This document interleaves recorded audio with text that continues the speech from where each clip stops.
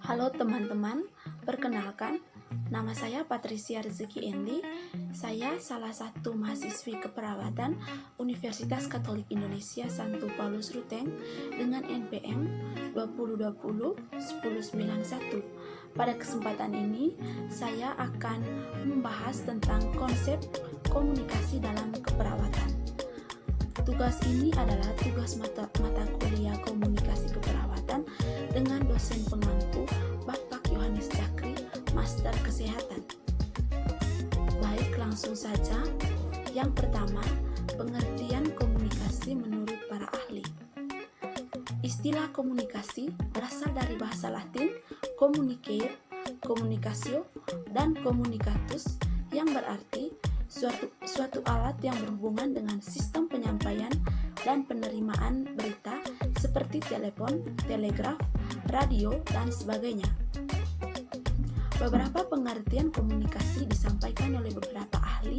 Yang pertama, Cipri pada tahun 1997 mendefinisikan komunikasi adalah tukar-menukar pikiran, ide, atau informasi dan perasaan dalam setiap interaksi.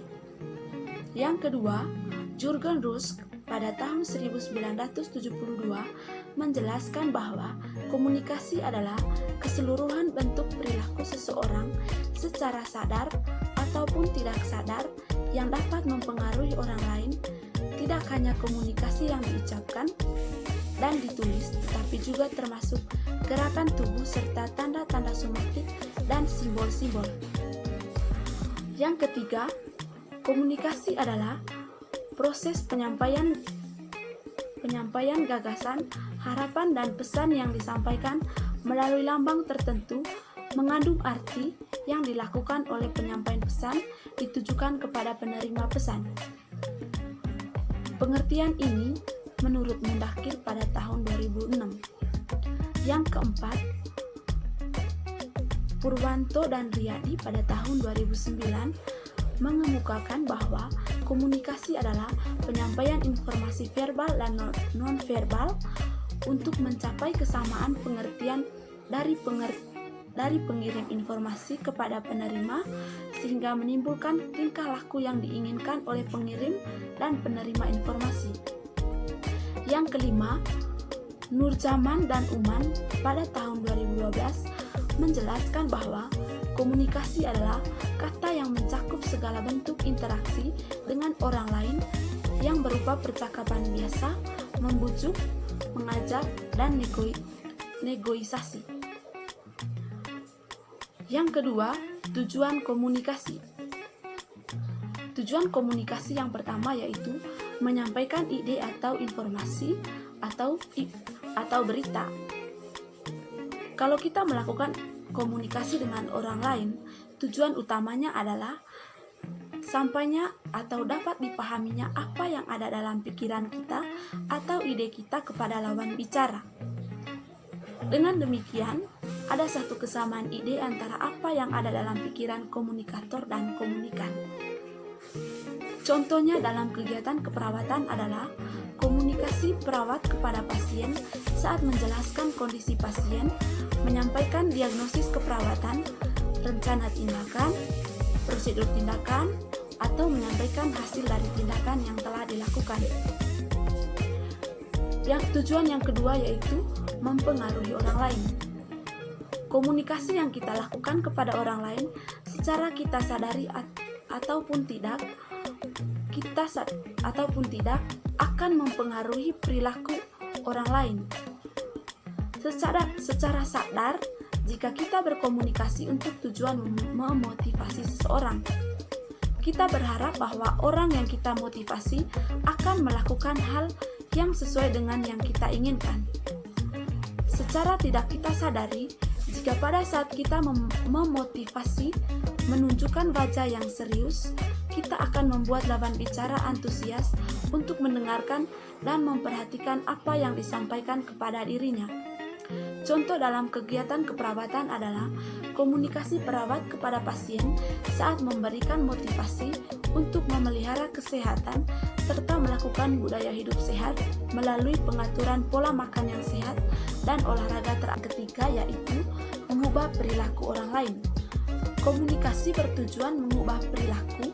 Maksudnya, jika kita bicara dengan seseorang yang berperilaku berbeda dengan norma yang ada. Contoh dalam kegiatan keperawatan yaitu komunikasi yang dilakukan perawat pada saat akan mengubah keyakinan dan perilaku pasien yang tidak baik atau bertentangan dengan kesehatan serta dengan keyakinan dan perilaku yang mendukung kesehatannya. Yang keempat, memberikan pendidikan. Dalam kehidupan sehari-hari, banyak komunikasi terjadi dengan tujuan memberikan pendidikan. Misalnya, komunikasi orang tua dengan anaknya, guru atau dosen dengan murid atau mahasiswa, perawat dengan kliennya, dan lain-lain. Komunikasi ini dilakukan dengan tujuan agar lawan bicara atau komunikan yang memperoleh atau mencapai tingkat pengetahuan yang lebih tinggi dan menunjukkan hal yang lebih baik dari sebelumnya. Contoh dalam kegiatan keperawatan yaitu komunikasi yang dilakukan perawat saat memberi pendidikan atau penyuluhan kesehatan kepada pasien tentang pencegahan penularan penyakit, memberikan pendidikan tentang pertolongan di rumah pada anggota keluarga yang sakit demam berdarah, dan lain-lain, yang bertujuan meningkatkan pengetahuan agar lebih baik dari sebelumnya. Yang kelima, tujuan komunikasi untuk memahami ide orang lain. Komunikasi antara dua orang atau lebih akan efektif jika antara komunikator dan komunikan saling memahami ide masing-masing dan saling berusaha untuk memberi makna pada komunikasi yang disampaikan atau diterima. Yang berikut, unsur komunikasi. Agar sebuah proses komunikasi menjadi efektif, diperlukannya unsur-unsur yang paling mendasar sebagai persyaratan terjadinya komunikasi. Terdapat 3 unsur yang paling mutlak yang harus dipenuhi dalam proses komunikasi, yaitu yang pertama, komunikator, yaitu orang yang menyatakan pesan kepada komunikan yang dapat berupa perseorangan atau kelompok. Yang kedua, komunikan, yaitu orang yang menerima pesan dari komunikator. Yang ketiga, yaitu saluran atau media yang merupakan jalan yang dilalui oleh isi pernyataan komunikator kepada komunikan yang digunakan oleh pengirim pesan. Berikutnya, bentuk-bentuk komunikasi. Citi pada tahun 1997 menjelaskan bahwa secara umum ada 2 bentuk komunikasi, yaitu komunikasi verbal dan komunikasi non-verbal. Komunikasi verbal merupakan pertukaran informasi dengan menggunakan kata-kata, baik dalam bentuk lisan maupun tertulis. Contoh penerapan komunikasi verbal oleh perawat adalah saat menjelaskan rencana asuhan keperawatan kepada pasien, menjelaskan prosedur tindakan, melakukan konsultasi, kolaborasi, atau melaporkan kondisi klien, dan sebagainya. Yang kedua, komunikasi nonverbal. Citi pada tahun 1997 mendefinisikan komunikasi nonverbal adalah pertukaran informasi tanpa menggunakan kata-kata. Komunikasi ini tidak disampaikan secara langsung oleh komunikator, tetapi berhubungan dengan pesan yang disampaikan secara oral ataupun tulisan. Macam-macam komunikasi nonverbal adalah kontak mata, ekspresi wajah, postur atau sikap tubuh, gaya jalan, gerak atau bahasa isyarat tubuh waktu bicara, penampilan secara umum, suara dan sikap diam, atau simbol-simbol lain, misalnya model pakaian dan cara menggunakannya. Yang berikut, faktor-faktor yang mempengaruhi komunikasi.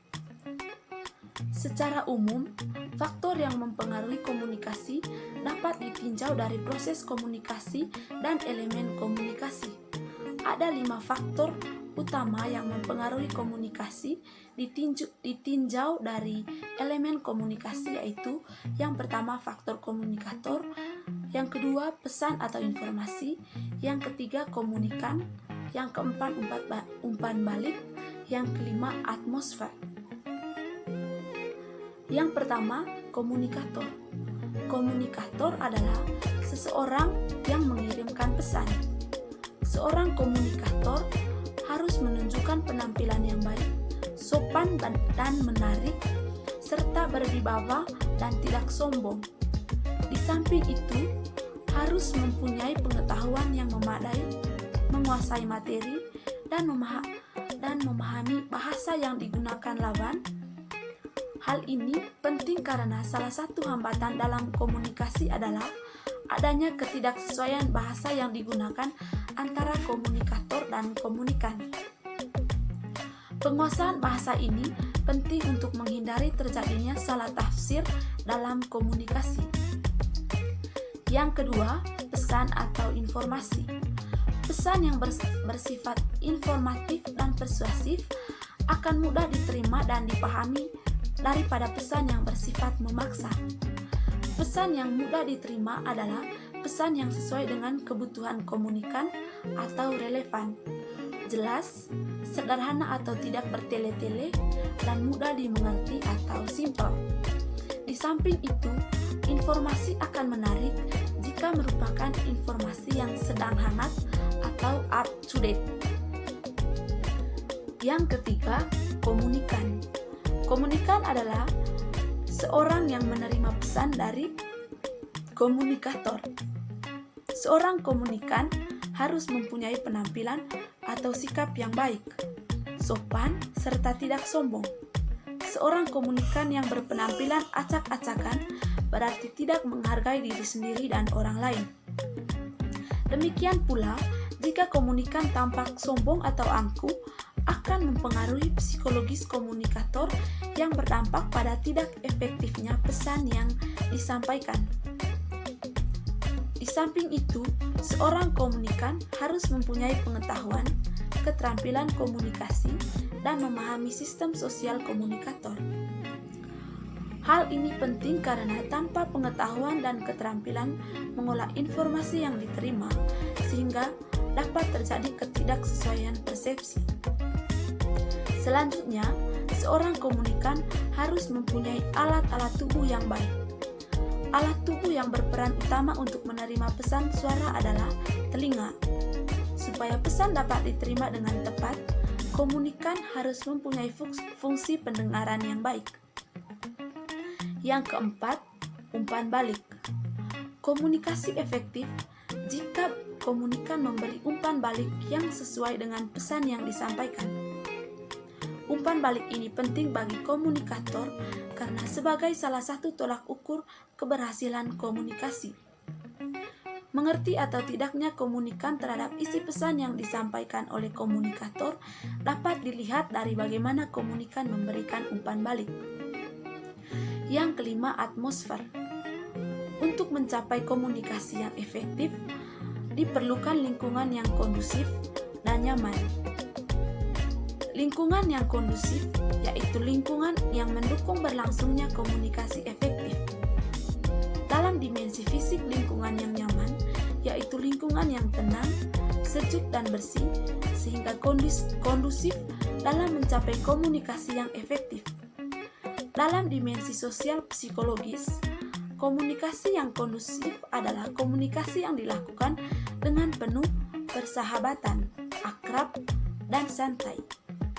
Sementara itu, dalam dimensi temporal atau waktu, komunikasi yang dilakukan dengan waktu yang cukup dan tidak tergesa-gesa memungkinkan terjadinya tujuan komunikasi yang efektif.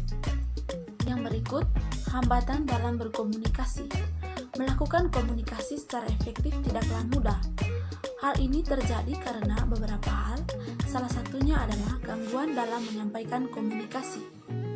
Terdapat dua jenis gangguan dalam komunikasi yang menurut sifatnya dapat diklasifikasikan. Yang pertama, gangguan mekanik. Gangguan mekanik merupakan gangguan yang disebabkan saluran komunikasi atau kegaduhan yang bersifat fisik. Contohnya, huruf yang tidak jelas, huruf yang terbalik, serta halaman yang sobek pada surat kabar atau bunyi riuh hadirin pada saat seseorang memimpin rapat. Yang kedua, gangguan semantik. Gangguan semantik merupakan gangguan yang menjadikan pengertian sebuah pesan komunikasi menjadi rusak.